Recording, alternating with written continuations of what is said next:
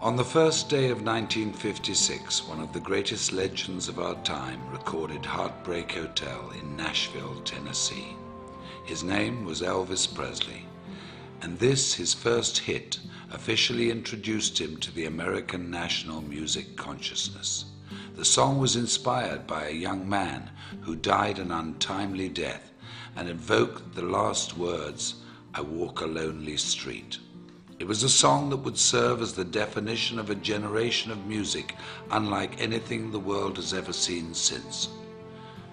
On that day, something else had taken place, perhaps not so momentous at the time, but that would prove to also define a generation, not of music, but of changing people's lives, and who would also die an untimely death as fate would have it.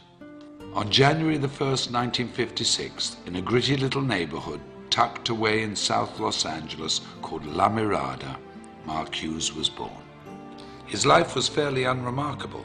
Born to Joanne Hughes and raised by her and Stuart Hartman, whom she married, Mark was probably reared much like many of us. Mind your manners, be responsible, keep your elbows off the table, make good choices. He was skinny and good-looking, polite and friendly, and very protective of his two younger brothers. The quietest of the three boys, he'd inherited his mother's good looks and Stuart's focus and intensity. Like many families of the day, Joanne and Stuart moved the family to Camarillo to try to provide a better life for them, to build a future and keep the family safe.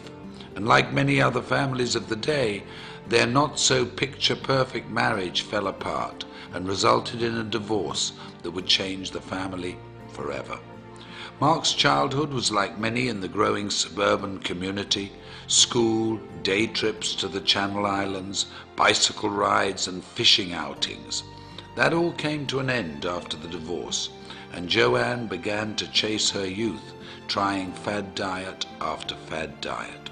It was a scary time for Mark, and when Joanne became sick in 1969, when Mark was just 13 years of age, the family returned to La Mirada. They lived with her parents, Mark's grandparents, Lawrence and Hazel Hughes, who took the family in and took care of them as only family could. But despite their best efforts, and with Mark's never-ending grief, Joanne died of complications from the deadly combination and steady use of weight loss and sleep aids. Mark was only 19 years of age. It was then he decided he would make a difference in the world, with his mother as his beacon, and the goal of preventing what had happened to her happened to anybody else. While fundraising for a California youth group, Mark had found his calling. He was charismatic, charming and persuasive. He'd even convinced then Governor Ronald Reagan to part with $500. And with the taste of success in his mouth, the goal of changing lives through better health as his objective, the idea of personal financial freedom, and the memory of his mother in his heart, Mark Hughes entered the world of direct selling and network marketing. In 1976, Mark began selling Slender Now diet products, quickly becoming one of their top 100 earners. When the company collapsed in 1979, he sold exercise equipment and weight control products for Golden Youth, another direct sales organization. And when Golden Youth also failed, Mark decided to start his own company. Intrigued by the Eastern philosophy of herbal medicine, combined with the vitamin and mineral technology of the West, he co-developed a line of products that promised a bold 100% satisfaction guaranteed or your money back.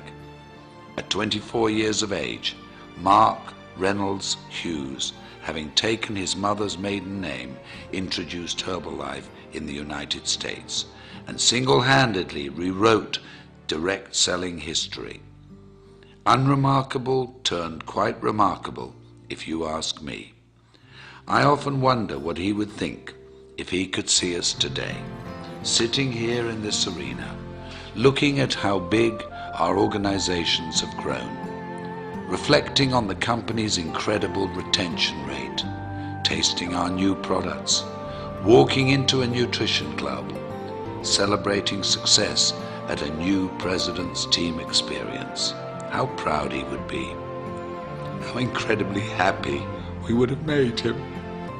I know in my heart, as many of you do in yours, that his light is what has made this possible, that his vision is what fuels us, that we are forever changed because of his influence on us and his belief that despite what we may think of ourselves every now and again, we're truly remarkable human beings. What a gift we've been given. What an incredible, invaluable, unique gift.